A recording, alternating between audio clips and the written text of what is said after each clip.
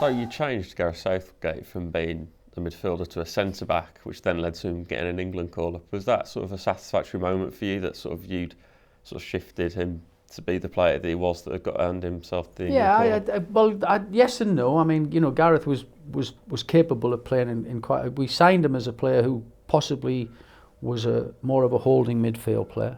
He had played. I'd seen him play full-back before. I'm not so sure I'd seen him play centre-back, but felt that he could play there. We pre-season, and I can't quite remember the full things to it. I know we were playing. We had a few little behind doors games. He'd probably remember it more than me. So again, clarification on this. I could be wrong, but my recollection was we just said to him, Gareth, just drop back in there for a little bit, and in this particular game. And within 5 minutes, I think, you know, John, Alan and myself were just looking at each other going, oh, hello. Hello, I'll have a bit of that. Now, whether it was that simple or not, but that's my first recollection of it. That's what sticks in my mind more than anything else. And never look back. So, was it luck, good judgment? Not sure. Did it do him good? Yeah, he was brilliant. You know, sometimes you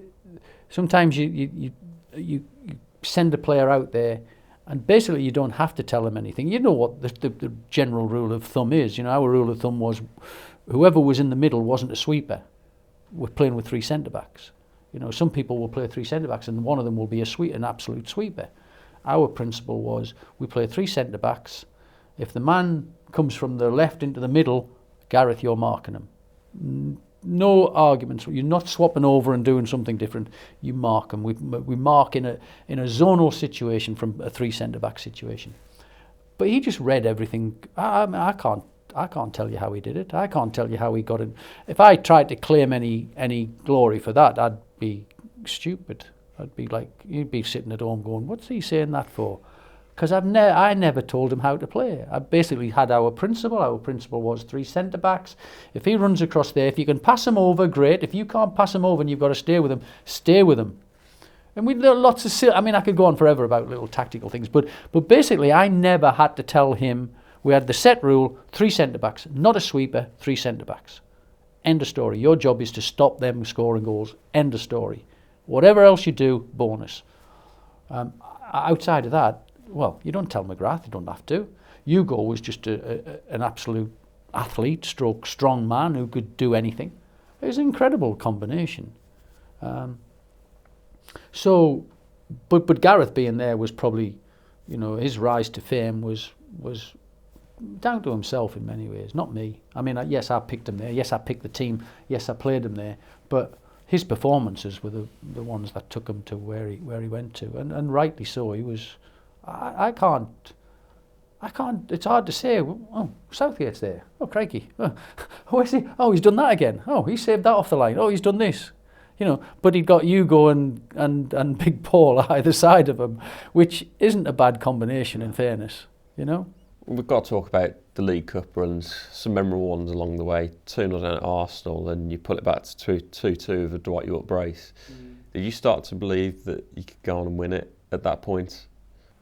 I don't think I was as comfortable as perhaps you leading to there with the home game. I thought Arsenal were a good side, and obviously Bruce Rioch was in the other dugout, who was definitely one of my mentors as a young footballer, and then as a young coach at Middlesbrough. I worked for Bruce at Middlesbrough for 3 years, and he sort of instilled in me about hard work in those days. Me and him, because we were both in digs up there for a while, we went to football matches every night. You know, on Friday nights, if there was one game on, and it was generally Stockport or something like that, we go to watch Stockport over the M62 in the fog and the snow and God knows what, and I'd be saying, why are we doing this? It's football. We might see somebody. And I actually signed someone from Stockport when I went to Leicester. I actually signed Paul Fitzpatrick because I'd seen him playing for Stockport, and I was like, oh, he's a decent player, and he's better than this. So he taught me a lot. And I knew going into the Arsenal game that he would want to win. He genuinely would need to win. And I'm not sure whether that game was actually like very pivotal for him, because obviously at the end of that season he moved and Arsene Wenger came in. He'd signed Bergkamp, hadn't he? Who was a major signing for him. But in my, I just can't say I was comfortable even in the home game. You know, I thought it was brilliant to get back to the 2-2, 2-0 down, and Yorkie somehow pulled 2 goals out of the bag. Did I think we were at Wembley then? No. I didn't think until the whistle went, I have to say. I thought the Arsenal game was one of the toughest games we've had, and probably one of the toughest games to draw 0-0. You know, knowing that if you can get 0-0, you're through. Again, psychologically, just it's not the easiest thing. You know, some people say, "Oh, if they draw that 1-0, they're through." That's an easy sentence to say. But we genuinely didn't give very much away very often, so I knew we had a chance. But I think the 0-0 game here was one of my proudest games, to have beaten someone who I looked up to for a long time, someone who taught me an awful lot. Who was in the other dugout to me. I bumped into loads of people who were at other clubs, and I've never really worked against them and never really worked with them. But Bruce was brilliant to me. So to have beaten him was like, I'm not saying I was smug, but I got a real crikey. You know, he was my manager. You know, I've worked for him. I've played with him, and he was the senior player in the side. First £100,000 transfer player at this club ever. When he came here, and I was an apprentice that first year. So he's someone I looked up to. So to be out there in a position where you're looking up to someone who's in the next dugout to you was quite weird. So to have got through, even though it was the 0-0, in the second leg was brilliant for me. I genuinely, I don't know what the word is. I enjoyed it. I felt proud of myself to have done that to someone who's taught me so much. But I genuinely wasn't relaxed. Genuinely found that really, really intense, really difficult. And to get to the final, wow! I mean, it was just brilliant, really brilliant. It's now 2017, and that 96 cup final, an amazing day that I can still picture. Can you believe that you're still the last time Villa won a trophy? No, because you know, they've, is the word hit the bar? They got close, haven't they? You know, even Paul, when lost to Bradford here, I was sitting there thinking, this is it. This is the year. Go on, lads. You know, you've got it. I don't sit and look at that with any pride or anything like that at all. Not whatsoever. I look at that and I genuinely wish, you know, it could happen tomorrow that we won something. 100%. Am I proud about it? Yes, of course I am. I want to, you know, I've been a manager of this club, and we've gone over all the record of what's been on and what I've done and where I've been. So to have led it to a cup final and a win, incredible. But would I like it to be broken? Yes, absolutely. No hesitation. You know, went to Wembley for the Arsenal game. I went to the Liverpool game as well, which was brilliant. It was a great performance. My favourite ever game, I think. You know, I think that performance that day was one that made you think, wow, brilliant, go on. It was. They played so well. So that was great. But then the Arsenal game was like just, I mean, I remember, I think Shea pulled off 3 saves in the first 2 minutes or something like that, wasn't it? Really? No. And straight away you went, whoa, hang on a sec. It just never happened, did it not? You know, and that was a real disappointment. But Paul losing to Bradford in one of the cup games, that hurt. You know, genuinely thinking, "Crikey, we've got a chance here." It's great for me to have won the cup, but it's not. There's no pleasure in not having won anything like that since. You know, it'd be brilliant to do it again.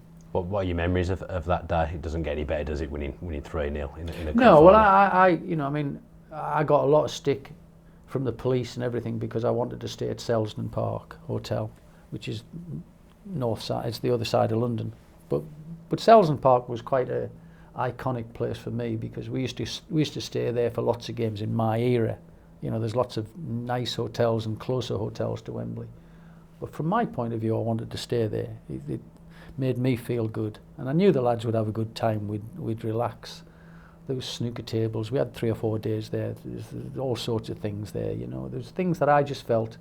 But the police were giving me real jip because we had to have like a 3-bike escort through the whole town. And I'd been a bit of a motorbike fan. I was happy to see 3 motorbikes, and the lads were challenging me, saying, "What are you doing this?" I'm saying, "Look, you can do this. It's a doddle. Them bikes are brilliant. I mean, you want me to sit on the bike? I'll ride the bike. I'll take them into, you know, having a bit of." I had a great banter with the policeman because I love motorbikes. You know, I mean, motorbikes is one of my passion. I don't ride now because of my knees and that. But up till 5 years ago, I was still riding motorbikes and loved motorbikes. So even the police escort was a great part of the day for me. Three motorbikes whizzing past us, stopping at roundabouts, stopping everything, us flying through. They were brilliant. And when we got into the tunnel at Wembley, I went in and all 3 policemen put the helmet up and they had massive smiles on their faces, and I went, "Told you it was the right place to stay." And they were killing themselves. I had a great... Even prior to the game, that was perfect. The game was perfect. The result was perfect. The night after, the night there was perfect. It was an incredible day. We battered them, which was great, you know. Young Andrew played quite well for them, and Andrew Gray's father, Frank, played and managed with me at Darlington. So he's a great friend of mine. And young Andrew used to sit in my office at Darlington, so he played well against us, and I was really pleased for him. Thankfully, he didn't cause us too many problems, but he was probably their best player on the day. No, it was a great day. The goals were good. Sabo scored a great goal, which was brilliant. I mean, everybody did their job. Everybody was spot on. The whole build-up to it, I go backwards again now. You know, where we stayed was perfect. Our preparation was perfect. Our mood and our feeling was perfect. There was rumours that Howard had got somebody in the hotel just keeping an eye on us, you know, which filtered through to the lads. Now, whether that was true or not, I don't know. Just to see what we were doing, preparation, not spying as such, because there was nothing to spy on what we were doing. And I think the reports went back, well, they're just playing snooker every night, you know, and they're just doing this. If there was somebody there watching us, what we were doing, yeah, well, they're laughing, they're just enjoying themselves, they're so relaxed it's untrue. So if that was true, well, you know, then so be it. You know, somebody was saying, well, what are they doing? Why are they staying out there? Have they got something planned? No chance. So it's just a brilliant, brilliant day. You don't often, as a football player or a football manager, well, some players do it at big, you know, the Chelseas and that, they win lots of games, the Arsenals but you know, we were a club who was fighting our way back, and you know, that was probably as perfect a day of football as you could ever have. Absolutely everything was spot on. You know, you go to football matches and you're stuck in traffic and you're sitting there looking at your watch, your nerves before. There's none of that. There was no, you know, nobody was messing around at the back of the bus. You know, nothing had happened. There was nothing happened that week in preparation to have salted your mind a little bit to say, oh God, he did this and the press have written. There was absolutely the whole thing leading into the game, absolutely perfect, brilliant. It was, yeah, one of the best days ever. You know, and there's been you have great days, great football results, you have great moments, but that whole thing was spot on. So in the 1995-1996, you weren't that active in the transfer market, only signing 2 players. Was you hopeful of that, perhaps adding more players after the previous success from the previous year? Or did you feel like you didn't really need to change the temperament that much to improve? No, I genuinely must have felt that everything was good. You know, there was...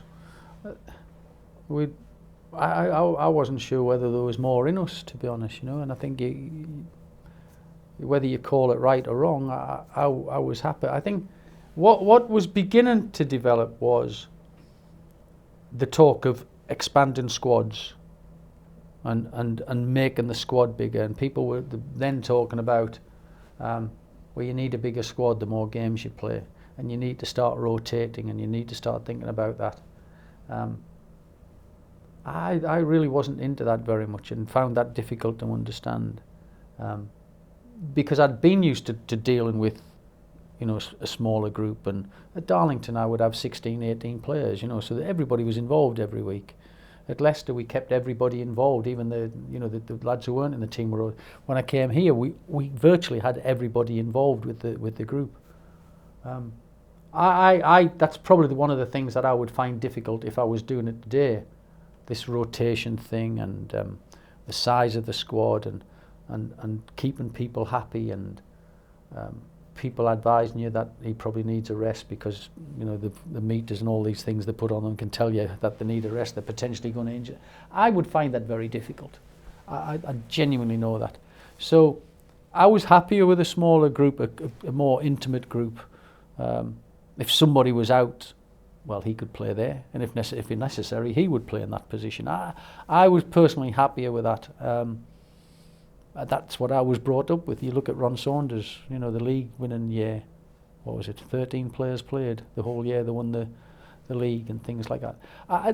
That's my background. Is that I don't think I ever moved along with that. That's probably one of the reasons I, stopped when I did and didn't go on from where I was. I found that difficult. I still find it difficult now, watching and say, "Ooh, could they not have played another game?" I don't know. People. That's my one and only. I'm very old-fashioned like that. So I wanted to keep the group together. I wanted it to be happy. I wanted it to be that small group. I didn't want too many people outside of the team who weren't playing week in and week out. The difference is to now, I suppose today, the modern group, you're actually rewarded even if you're not in the team because you're earning decent money. In our day, even in my day here, a lot of it was appearance based, so you earned a bit more money when you were in appearance money. But there wasn't that massive, most players needed to play. And I was happier keeping a smaller squad. So that's how I felt. I find it difficult to recall. I can recall trying to build a squad, but then I can genuinely say I found leaving one of my better players out hard.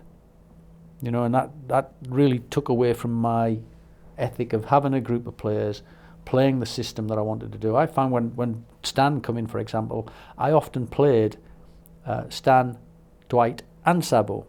And that, when I look back at that, I know in my own mind now that's not the right combination.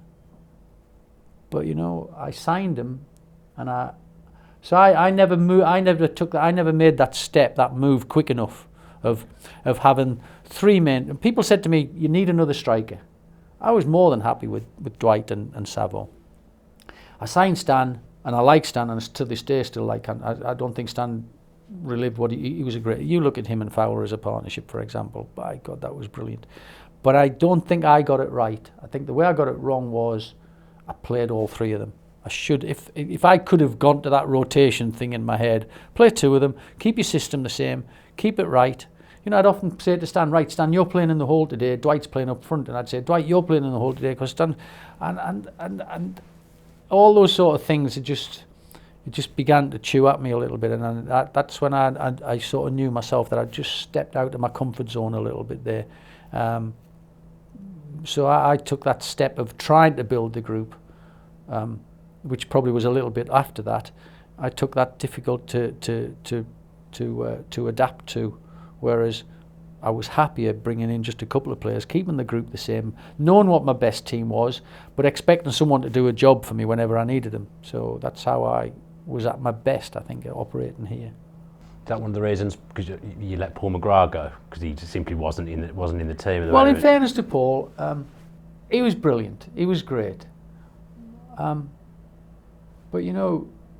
it was a hard decision. But I just felt that if he wasn't going to be playing regularly, then I'm not helping him as a person. Paul had a lot of issues, lots of issues, and he was an incredibly great and humble man. I don't know whether it was the right decision. I just made that decision. I thought it was right. I thought he was finding it more and more difficult to. He went off to Derby, didn't he? And yeah. I think he probably played the whole season for them, but I don't think they had the best of seasons in the world, in fairness. I don't know. I just felt it was the right time, and sometimes you make decisions that you find really, really hard. Letting Paul go was a really hard decision, and I don't think he was overly happy with it. But I think all I can hang on is that I was honest with him and said, look, I do think we've got a couple of young lads who were coming through who we felt were ready to step in. And I didn't want him hanging around the training ground if he wasn't playing and getting a little bit wound up. And I'm not saying he would go off the rails, but you know, we had to look after Paul, and I thought I did what I did. I thought was the best thing for him. That's what I thought. Yeah, I think you had Steve Staunton sat on the bench the whole season. Yeah, Before that, well, you know, he's a good player. Yeah, and Stan was quite hard work for that. You know, I mean, he often chewed me to pieces. Stan. I remember him playing at Newcastle, and he throws this at me all the time. He said, "I was the best player on the pitch at Newcastle." He said, "But you told me that I'm a centre half and I should be defending because I played him left side centre back." And his stats were unbelievable. He had the ball more than anyone else. His passes were better than anyone else's. And afterwards, I said to him, "I don't want you having the ball. I want you defending." He canes me every day, every time he sees me. He still to this day goes, "Can you remember when you caned me at Newcastle for having the ball? That's what sort of player I am." And so I have to give in now. Say, "Yeah, I know. I'm sorry, but that's how I felt. I wanted my defenders to defend." Yeah, he ribs me on that a lot. God bless him. Yeah, he was a good player. Yeah, absolutely. Yeah. We finished 5th, obviously, that season, but we were actually close to the Chase Impact. Does it feel like progress that season? I felt I learned a lot. I felt I'd learned a lot again, and was determined to try and put it into practice. There was little things that I was way off on. The European thing I was way off on. I knew that. I knew I hadn't prepared myself properly for that. I thought, you know, if someone said to you as a football manager, "Right, you've got this, these are your tools, what do you think you can do with them?" And if I had just said to, looking at the way the club was in those days, if we'd finished in the top 6, I would say that's success. If we got into Europe, I would say that's success. So I think I achieved what I think I, you know, set the bar at trying to achieve the European thing. Now, you know, the fact that you didn't win a cup and the fact that you dropped one position in the league, you could argue there was some sort of failure there. I don't subscribe to that. I think, you know, with what you're given, you have the chat with your chairman at the start of the season, and then your chairman will say, "Well, you know, here we are. Well, what do you expect to do with that?" "Well, you know, we need to get into Europe." Okay, I think we achieved that. So I do believe that it was somewhere near what we needed to do, and somewhere near the targets that were set. But you always, in my time here, we always looked at trying to win something or achieve something. So there'd be an element of disappointment that we didn't win something or do better in competition. I'm reasonably happy with 5th. I'd like to have done better, but I think I think a lot of people would be happy with that these days. So that next season, 97-98, as we spoke about, Stan came in and he was seen as the final piece in the jigsaw. Villa were going to become challengers. I don't think it was a final piece in the jigsaw. I think it was that era of trying to improve the squad, make a bigger squad. And I found that, as I've said, very, very difficult. On reflection now, when I look back, I genuinely went off my principles a little bit of like Tommy Johnson. Like Tommy being, although a good player, right, I need to use Tommy in a different way. Now, whether it was to be Savo, Stan or Dwight, I don't think it would have been Dwight in any shape or form. I don't think I got the balance of the front thing right. I think we were a little bit lopsided then. It never quite worked. Although Dwight was more than capable of playing behind and Stan was more than capable of playing behind. It took something away from the team. And I can see that now. I can see that very clearly now. I'm not so sure I could see it clearly at the time. But it was a period where people were saying you need another striker at the club. You need this more. We've got to grow now. I was a little bit out of my comfort zone. I found that quite difficult to handle. Having said that, you know, a little bit away from it and having a look at it from the outside, it's something that everybody's come to terms with these days. So, as I've said, for me, Stan justified signing him because of the partnership and the way he played at Liverpool, and he was a class player, strong player, really had had everything that you would need for a top class player. I just didn't get the balance right. I just left went a little bit off where I should have gone. I should have kept the extra midfield player and played 2 of them, I feel now, looking at it from the outside. Is that why we got off to such a bad start? I think we lost the first 4, was it? And we were starting with bottom of the league, I think, after 4 games. Yeah. I think, as I've said, everything I'd based on what I was trying to do was very solid, was tried and tested, and now at the start of a season I was still experimenting, still trying to find what was right. So it's easy now to say I should have gone back to the simple way that I played, the understanding that was there, but I didn't. It became a real long, hard sort of season for me personally. Did you start to realise then that your time might be coming to an end? Because we were really good in Europe, but the league form wasn't matched. Yeah, again, I mean, there was many things. I mean, it wasn't just football related. There was lots of things wrong. I started to have a difficult relationship, which really wasn't easy for me personally away from football. And I just genuinely knew that I needed a little bit of a breather. I'd had 9 years of non-stop. And, John had left by then as well, and I missed John. John was very important to me. He was brilliant around the dressing room for me. And we never quite replaced that side of things. So there was a number of elements that really were, and I say this now, even, when you commentate on football and talk about football, and it's easy for me watching football now. You can see when you watch television and you see interviews, you see managers interviewed, you can see whether it's getting at them a bit, can't you? I can see that quite easily now. I think we can see that. And I think it was just beginning to get at me, and I needed a little breather. I needed to get away. Now, I think Mr. Ellis and people around the club would have been happy for me to have had a little breather, bring someone in to help me, but I like I said, I'm not that sort of a person.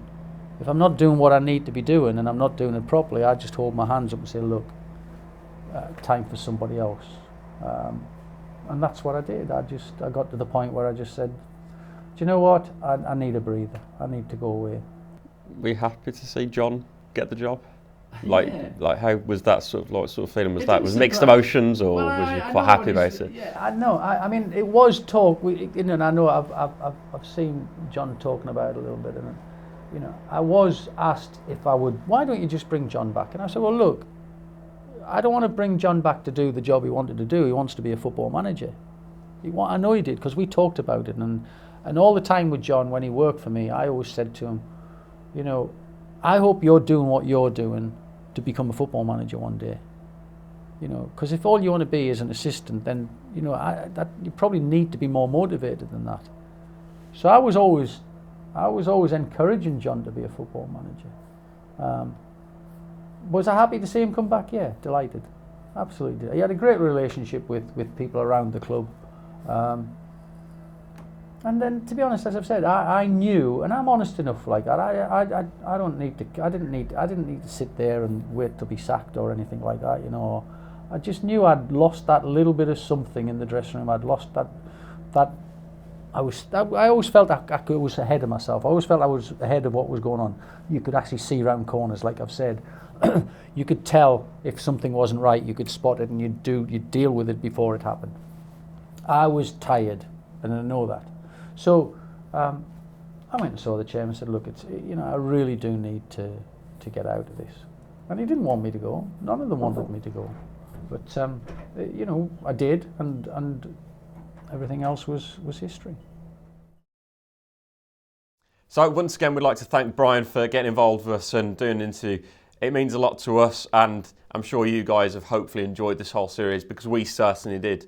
If you have enjoyed this video, then please do make sure you are dropping those likes below. They really do help us. And also commenting what you think about the time of Brian Little's reign. How long will it be till our next trophy? And make sure you are subscribing to The Villa View if you're not already doing so. With your post notifications on. If you enjoyed that video, why not watch another? Click the video choices on screen now to go and watch them in full. Be sure to subscribe to the channel by clicking our logo there on the left. Easy peasy.